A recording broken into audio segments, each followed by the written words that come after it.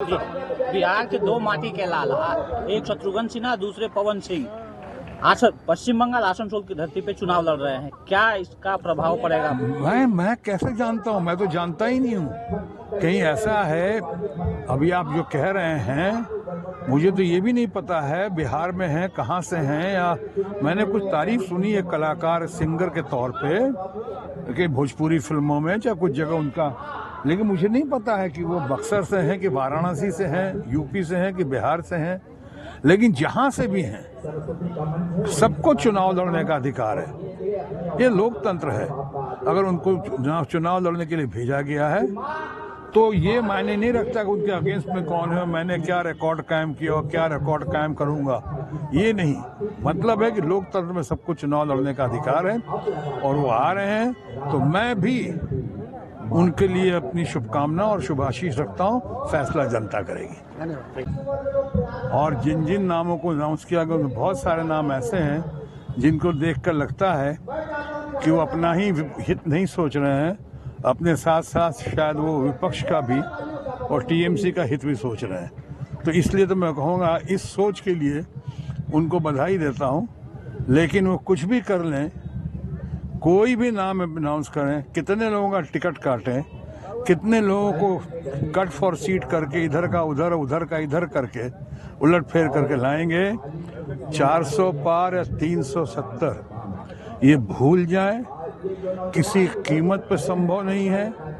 उन्होंने पुनः यहाँ आकर हमारे मित्र और भारत के माननीय प्रधानमंत्री नरेंद्र मोदी जी ने पुनः ममता जी का बहुत ही अपमान किया है। जैसी भाषा का प्रयोग किया उन्होंने कल परसों में यहाँ पे संदेश खाली के नाम पे, जो मामला सुलझ चुका है, जो मामला जिसको अंडर कंट्रोल आ गया है, उसको सिर्फ पॉलिटिकल रीजंस की वजह से उन्होंने फिर से उभारने की कोशिश की है।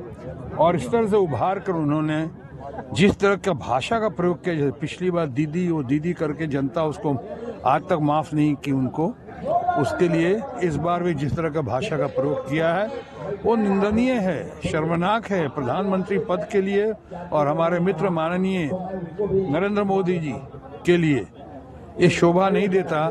और बंगाल की जनता जो है उसका जवाब देगी और बहुत अच्छी तरह उनको पता है कि इस बार जो है वो जो 400 पार और 300 पार कह रहे हैं, 370 पार कह रहे हैं और 300 पार कह रहे हैं, और अपना बजट से लेके अपनी योजना 2047 तक कर सकते हैं की बात कर रहे हैं। मैं आपको कह देता हूं, पिछली बार भी बंगाल में उन्होंने कहा था 200 पार।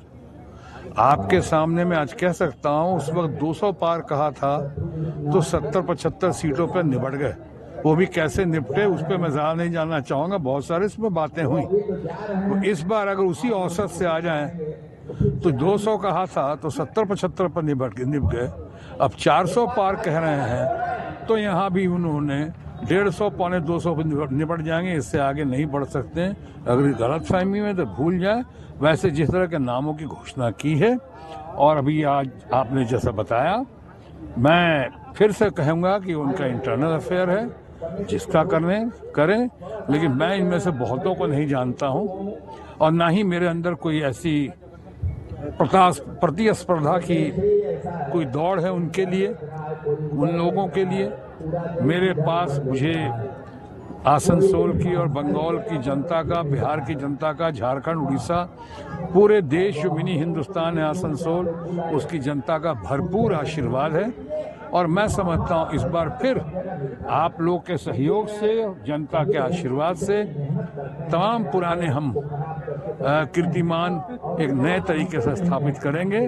ये उम्मीद भी है, ये कामना भी है और ये मेरी प्रार्थना भी है।